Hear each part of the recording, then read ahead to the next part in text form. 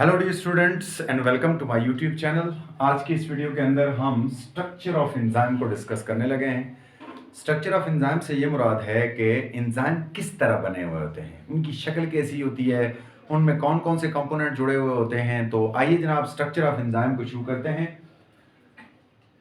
Structure of enzyme, enzymes are protein in nature. Basically हमें शुरू से पता है, जब से हमने एंजाइम को पढ़ना शुरू किया है, कि एंजाइम प्रोटीन होते हैं नेचर में एंड दे हैव टर्शरी और कोऑर्डिनेटरी स्ट्रक्चर।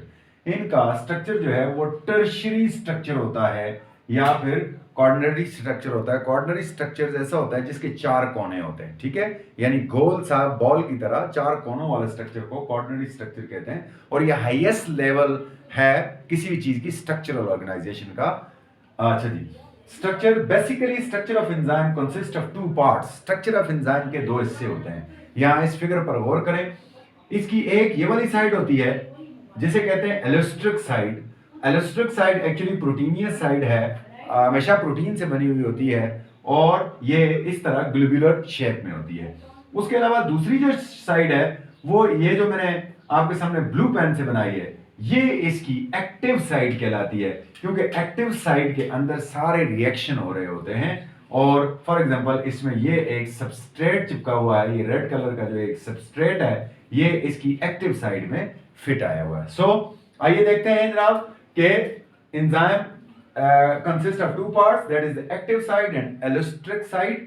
एक्टिव साइड क्या होता है? A part of enzyme where substrate is bind. देखें सबस्ट्रेट यहां बाइंड हो रहा है, is called active site and it is also known as the reaction center of enzyme। इसको एंजाइम का रिएक्शन सेंटर कहते हैं क्योंकि यहां पर सारे केमिकल रिएक्शन हो रहे होते हैं, जितने भी सबस्ट्रेट जुड़ रहे होते हैं, बन रहे होते हैं, टूट रहे होते हैं, प्रोडक्ट बन रहे होते हैं, वो यहीं बन रहे होते हैं, इसलिए इसको एंजाइम का रिएक्शन सेंटर कहते हैं। इसकी कुछ खास खूबियां होती हैं, आइए देखते हैं वो खास खूबियां क्या क्या होती हैं। पहली खूबी है जनाब कि ईच एंजाइम हैज वन और मोर एक्टिव साइट।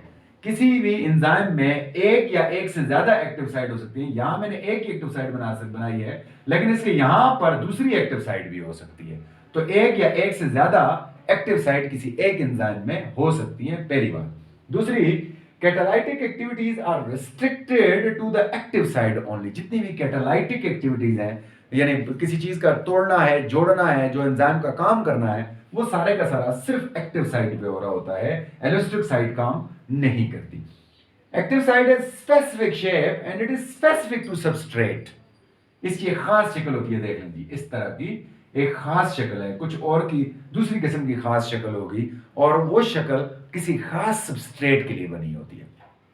ठीक है जी, किसी खास सबस्ट्रेट के लिए वो शक्ल मुख्तस होती है और यही इस एंजाइम को स्पेसिफिक बनाती है किसी खास रिएक्शन के लिए।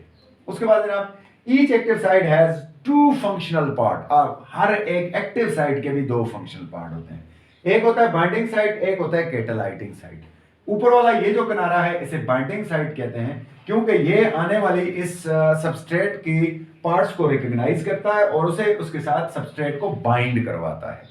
दूसरी होती है ये नीचे वाली जो है, ये कहलाती है इसकी catalytic site. It helps to transform the enzyme at active site according to the shape of substrate.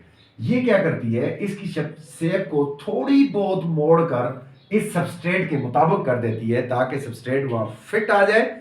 For example आप मेरी उंगलियों पर जरा गौर कीजिएगा, अगर थोड़ी बहुत इस तरह से है तो ये इसको सीधा करके एक्टिव कर देती है ताकि सबस्ट्रेट इसमें इस तरह से फिट आ जाए और सबस्ट्रेट फिट आ जाए तो उसे तोड़ा जा सके, वो इसके कंट्रोल में आ जाए और वो इस तरह से इसको तोड़ सके या जोड़ सके। तो ये कैटालाइटिक साइट जो है वो उसको उसकी शेप को सबस्ट्रेट के मुताबिक बना देती है। तो ये था जनाब एक्टिव साइट। अब आगे चलते हैं थोड़ा सा, अगली जो चीज है वो है एलोस्टिक साइट। जैसे मैंने आपको बता दिया, एलोस्टिक साइट इसकी ग्लोब्यूलर शेप होती है। A part of enzyme other than active site is called allosteric site. Active site के अलावा बाकी पार्ट एंजाइम का जितना भी होता है उसे उसकी एलोस्टिक साइट कहते हैं। And no reaction take place in the allosteric site. मैंने कहा एलोस्टिक साइट जो है उसमें कोई केमिकल रिएक्शन टेक प्लेस नहीं हो रहा होता, ये सिर्फ इसकी शक्ल को मेंटेन करती है। It only maintain the globular shape of enzyme.